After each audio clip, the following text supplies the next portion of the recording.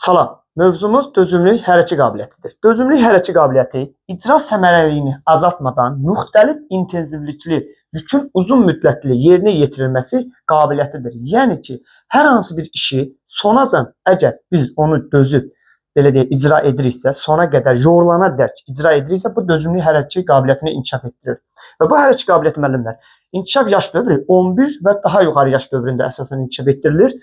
Funksional sistemlərlə əlaqəsində isə dayaq hərəkət aparatıdır, ürək damar sistemidir və tənəffüs sistemidir. Yəni əsasən funksional sistemlər əlaqəsində bu üç göstəricilərlə belə deyək inkişaf etdirilir. Bundan başqa olaraq hərəkət qabiliyyətlərlə əlaqəsində isə sürət, güc və bədənin əyilmə qabiliyyəti. Ümumiyyətlə müəllimlər, hər bir hərəkət qabiliyyət bütün digər yerdə qalan hərəkət qabiliyyətlərin bir-biri ilə əlaqəlidir. Amma sadəcə biz hər hansı bir tutaq ki, sürət hərəkət qabiliyyətində deyiriksə ki, sürət hərəkət qabiliyyəti sürət, güc, çeviklik və qüvvə ilə əlaqəlidir. Dözümlülük misal üçün sürət, güc və bədənin əyilmə qabiliyyəti ilə sıx əlaqədədir. Bu o deməkdir ki, bu hərəkət qabiliyyət misal üçün dözümlülük hərəkət qabiliyyəti sürət, güc və bədənin əyilmə qabiliyyəti ilə çox daha yaxın əlaqəlidir. Yəni ən çox hansı ilə sıx əlaqədədirsə, biz onların misal üçün adlarını qeyd edirik. Amma belə götürəndə ümumiyyətlə hər bir hərəkət qabiliyyət bir-birindən əlaqədədir. Və bundan başqa komponentləri, yəni tərkib hissələri, ümumi dözümlülük və sürət dözümlülüyüdür. Metodları, yəni məktəblərdə bu hərəkət qabiliyyətini inkişaf etdirmək üçün bir neçə metodlardan istifadə etmək lazım olur bizə. Bunların adlarını deyəcəm. Fartlek, rəvan, fasiləli, həmçinin dəyişkən metodlarından istifadə olunur. Və diaqnostik qiymətləndirməsinə gələyəm müəllimlər. Diaqnostik qiymətləndirməsi 6 dəqiqəlik qaçışdır müəyyən vaxt müddətində. Belə deyək, 6 dəqiqəlik vaxt müddətində idmançı və ya da şagird neçə metr məsafəni qət edəcək. Budur diaqnostik qiymətləndirməmiz. Baxın müəllimlər, demişdik biz yalnız dözümlülük hərəkət qabiliyyətinin çıxmaq şərti ilə yerdə qalan digər bütün hərəkət qabiliyyətlərinin diaqnostik və böyük summativ qiymətləndirməsi eynidir. Amma yalnız dözümlülük hərəkət qabiliyyətinin diaqnostik qiymətləndirməsi ilə böyük summativ qiymətləndirməsi nə demişdik? Fərqlidir. Baxın, bu gün onu deyirəm sizə. Dedik, diaqnostik qiymətləndirmə nədir? 6 dəqiqəlik qaçışdır. Amma böyük summativ qiymətləndirməsində isə müəllimlər və bildiyimiz kimi də yuxarı siniflərdən təbii ki deyəcəm 9 və 11-ci siniflərdədir. Yalnız böyük summativ qiymətləndirmə. 9-cu sinifdə diaqnostik qiymətləndirməmiz 1500 metr məsafəyə qaçışdır. Amma 11-ci sinifdə isə 2000 metr məsafəyə qaçışdır. Və bundan başqa əlavə olaraq müəllimlər kiçik summativ qiymətləndirmədən danışım sizə. 5 və 11-ci siniflərdə baxın. 5-ci sinifdə 5-ci sinif yalnız 1000 metr məsafəyə cross qaçışıdır müəllimlər. Cross. 5-ci sinifdədir. 6 və 9-cu siniflərdə isə 1500 baxın 1500 metr məsafəyə cross qaçışlarıdır. 5-ci sinifdə nə oldu? 1000 metr. Yalnız 5-ci sinifdədir. 1000 metr məsafəyə cross qaçışımız.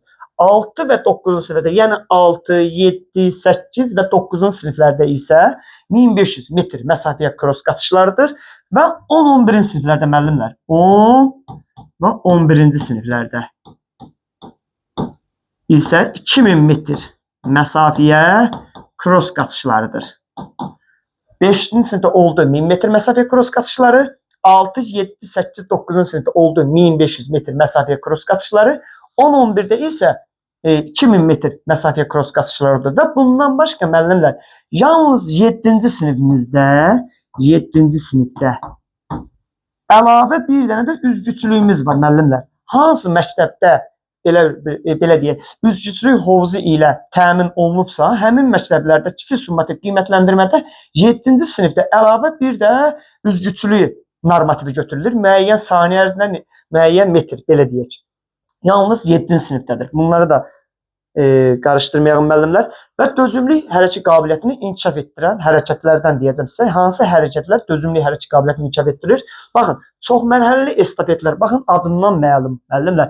Çoxmərhələli estafetlər ümumiyyətlə bütün hərəkət qabiliyyətlər deyərdim ki, var. Amma dözümlülük hərəkət qabiliyyətini inkişaf etdirən isə çoxmərhələli estafetlərdir. Və bir neçə başqa irəlidəki, öndəki vaxtımızda deyəcəm, estafetlərimiz var. Yəni dözümlülük hərəkət qabiliyyəti, onları da deyəcəm. Sonra enişli, yoxuşlu yerdə komandalar arası cross qaçışlarıdır. Süni və təbii maneələri dəf etməklə qaçışlar. Sonra komandalı oyunlar, idman oyunları. Baxın, burada idman oyunları var, müəllimlər. Hər bir idman oyununda mən deyərdim ki, dözümlü hərəkət qabiliyyəti var. Tutaq ki, misal üçün deyək ki, futbol idman oyununda hər hansı bir komanda 2 hissə, hər hissəsi 45 dəqiqə olmaqla 90 dəqiqə ərzində oyun nümayiş etdirir və oyun tutaq ki, bərabərə qalırsa, əlavə ehtiyac olursa 2-15 dəqiqəmiz də oynanılır. Və idmançı 90 dəqiqə ərzində oyun nümayiş etdirib, bunun ardıcında yenidən 2-15 dəqiqə, 30 dəqiqə yenə oyun nümayiş etdirirsə, təbii ki, burada dözümlü hərəkət qabiliyyəti inkişaf etdirilir. Yəni idmançının orada nə edir? Ürək damar sistemi ona dözümlü olmalıdır. Həmçinin tənəffüs, nəfəs belə deyək də çatdırma olmalıdır. Yəni bunlar inkişaf etdirilirsə, təbii ki, deməli dözümlü hərəkət qabiliyyətinə gəlib çıxacaq. Nəinki tək təbii inkişaf etdirir idman oyunları, dözümlü hərəkət qabiliyyətini də inkişaf etdirir. Bundan başqa 1000 metr, 1500 metr, 2000 metr məsafə kross qaçışlara baxın. Az öncə demişdim, 1000 metrə 5-ci sinif, 1500 metrə 6 və 9-cu siniflər, həmçinin 2000 metr məsafəyə 10-11-ci sinifdə kross qaçışları dözümlü hərəkət qabiliyyətini inkişaf etdirir. Sonra mərhələləri 200 metr, 300 metr olan estafet tipli kross qaçışlarıdır. Sonra kombiləşmiş estafet oyunları. Baxın, müəllimlər, bəzi müəllimlər deyir ki, bu kombiləşmiş sözünün mənası nə deməkdir? Bax, burada estafet oyunları mənasını atletikadan bilirsiniz ki, estafet oyunu necə olur? Müəyyən bir məsafə və 4 nəfər tutaq ki, sayında idmançı bir-birinə hər hansı bir estafet çubuğunu ötürməklə oynanılır. Amma belə deyək, dözümlü hərəkət qabiliyyətində isə nə deməkdir kombiləşmiş estafet oyunları? Tutaq ki, hər hansı bir idmançı müəyyən bir məsafə içərisində qaçdıqda, müəyyən tutaq ki, məsafəni qaçır, daha sonra hər hansı bir əşyanı götürür və ya da topu götürür, müəyyən bir zonaya, hədəfə atır. Bundan sonra məsəl üçün yenidən dönüb qayıdır, gəlir, digər bir yoldaşa hər hansı bir əşyanı ötürür və belə arda-arda deyək idmançılar oyun nümayiş etdirirsə, belə deyək də, estafet oyununda eyni zamanda tək məqsəd orada qaçmaq deyil da. Bununla bərabər də bir neçə texniki hərəkətlər edirsən. Yenə deyirəm, hər hansı bir əşyanı götürürsən, qoyursan, təzədən topu götürürsən, müəyyən bir zonaya atırsan. Eyni vaxtda dözümlü hərəkət qabiliyyətini inkişaf etdirmək üçün bir neçə tipli texniki taktiki hərəkətlər edirsən. Əşyalarla oyun nümayiş etdirirsən. Bu da dözümlü hərəkət qabiliyyətini inkişaf etdirir. Sonra üzgüçülük. Ümumiyyətlə dözümlü hərəkət qabiliyyətini inkişaf etdirmək üçün ən gözəl üsullardan biri müəllimlər uzun mərhələli, belə uzun müddətli belə deyək, məsafəli yerişlərdir, qaçışlardır, velosiped sürməkdir, üzgüçülükdür. Bunlar dözümlü hərəkət qabiliyyətini ən çox inkişaf etdirən hərəkətlərdir. Həmçinin baxın, üzgüçülük, sonra oyunçu sayı az olmaqla oyunlardır, sonra aerob hərəkətlərdir. Baxın, sürət hərəkət qabiliyyətini müəllimlər demişdim. Var anaerob, var aerob. Anaerob oksigensiz deməkdir. Yəni qısa mərhələli, qısa müddətli, məsafəli bir qaçışlardır. Orada oksigenin sərfinə o qədər də tələbat yoxdur, ehtiyac yoxdur. Amma dözümlü hərəkət qabiliyyətində aerob, yəni oksigenli, oksigenə tələbat böyükdür. Yəni oksigen sərfi daha və ya da həmçinin ürək damar sistemi daha belə deyək, əlverişli olmalıdır ki, idmançı müəyyən bir uzaq məsafəni qət edə bilsin. Buna görə də aerob hərəkətlərin özü də dözümlü hərəkət qabiliyyətini inkişaf etdirir. Bundan başqa bir də müəllimlər, dözümlü hərəkət qabiliyyəti belə deyək, təzahür formasına, təzahür amillərinə görə ümumi dözümlülük və xüsusi dözümlüyə bölünür. Və ümumi dözümlülük nə deməkdir? Ümumi dözümlülük müəllimlər, insanın əzələ sisteminin iştirakı ilə nisbətən aşağı intensivlikli işin uzun müddətli yerinə yetirilməsi və yaxud da icra edilməsi deməkdir. Və ümumi dözümlülük belə deyək, hansı oyunlar, hansı hərəkətlər inkişaf etdirməyin deyim sizə, ümumi dözümlülük inkişaf etdirməsinin ən sadə vasitələrdən biri sürətli yeriş və kross qaçışlarıdır ki, ümumi dözümlülük inkişaf etdirir. Və kross qaçışlarda deyəndə müəllimlər düzdür. Bunu hamımız deyirik, amma kross sözünün bəzi müəllimlər var ki, mənasını izah etmir. Kross sözünün mənası ingilis dilində tərcüməsi dərəli, təpəli, maniyəli yerlərdə icrası deməkdir. Əgər biz o uzaq mərhələli belə deyək, uzun məsafəli bir yeri, yolu qaçırıqsa, əgər o yer dərəli, təpəli və ya da maniyəli deyilsə, düz yerdir. Buna biz kross qaçışı deyə bilmərik. Kross qaçışı üçün mütləq dərəli, təpəli, nahamar yerlərdə olmalıdır və ya da maniyəli yerlərdə, yollarda olmalıdır. Buna deyirlər kross qaçışı.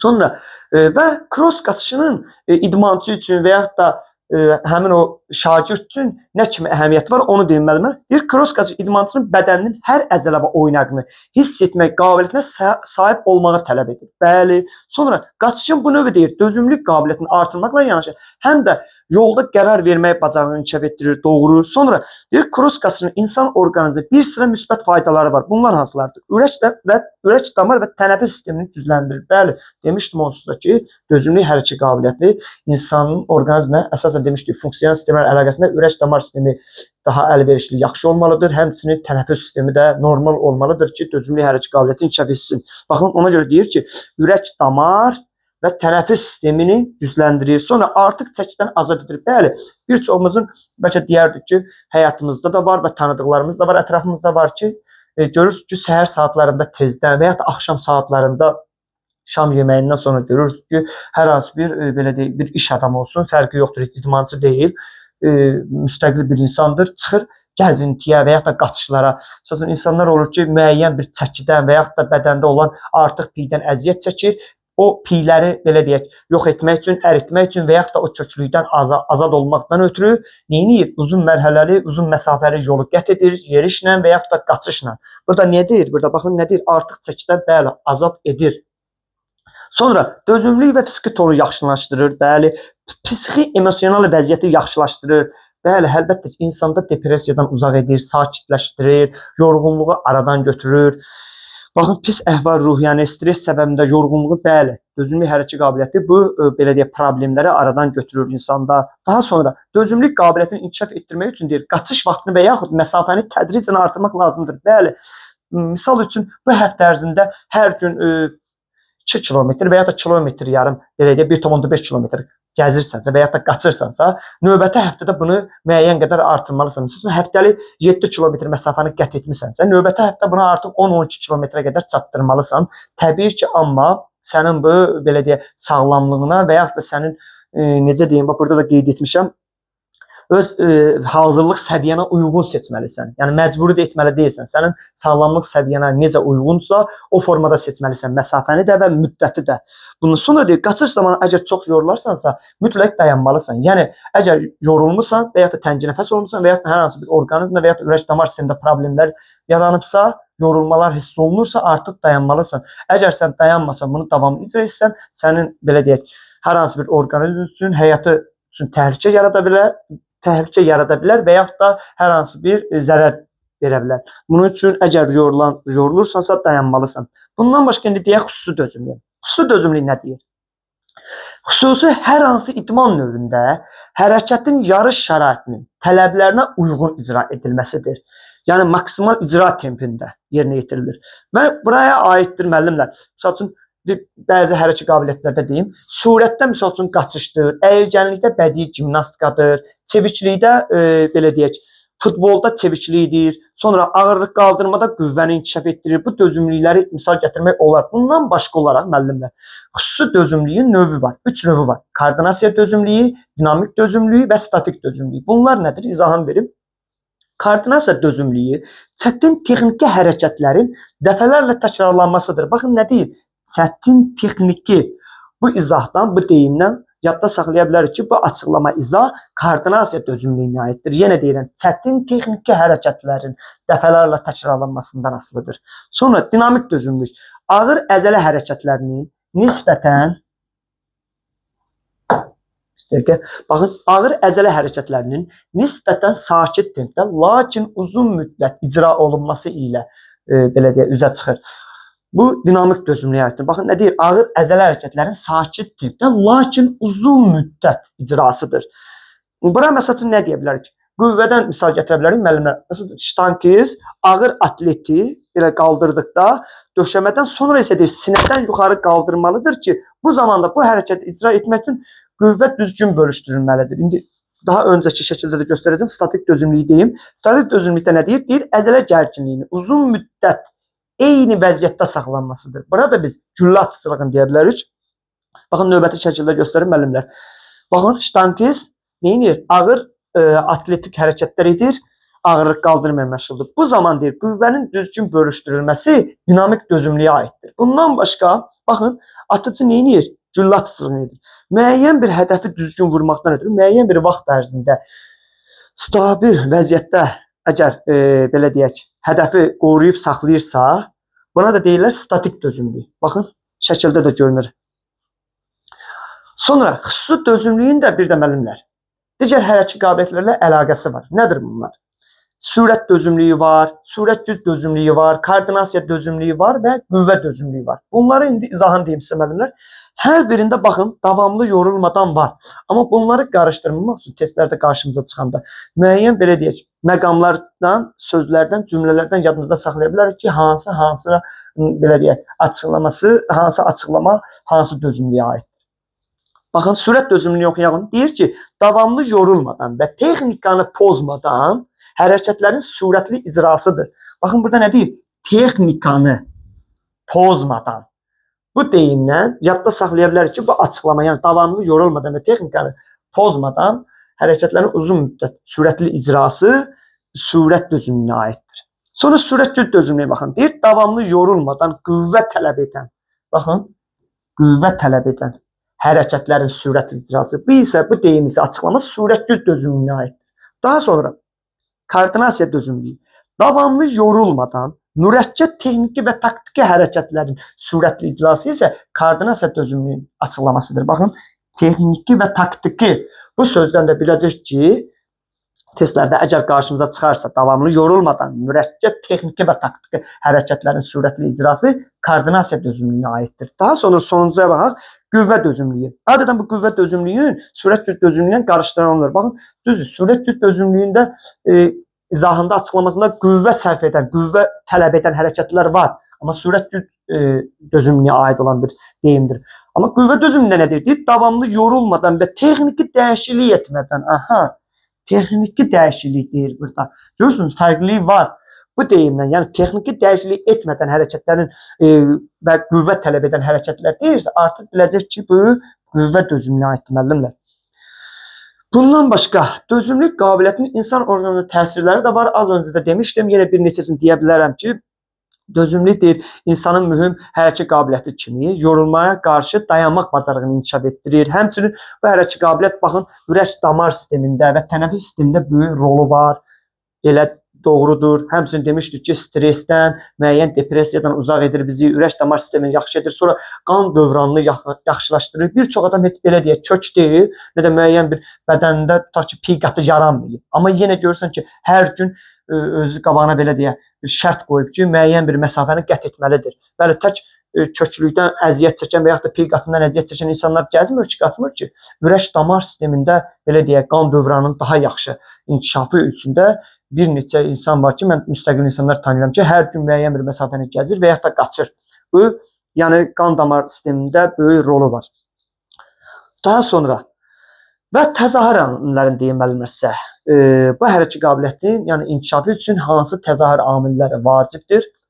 Şagirdin ağciyərinin həyat tutumundan, bəli, ağciyərinin həyat tutumundan. Sonra əzələ liflərinin xüsusiyyətindən, baxın, qırmızı belə deyək, əzələ liflərdə var, ağ əzələ. Deyir ki, qırmızı əzələ liflərində dözümlü olur, qırmızı əzələ lifləri dözümlü olur, amma ağ əzələ lifləri isə deyir, sürətli olur, amma lakin dözümsüz olur. Baxın, qırmızı liflər nə oldu?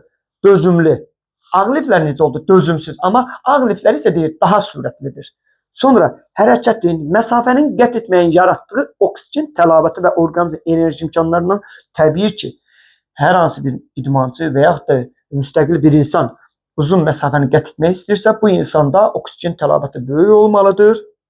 Bunun üçün də nə olmalıdır? Belə deyək, ağciyərlərdə həyat tutumu, oksigenin həyat tutumu böyük olmalıdır.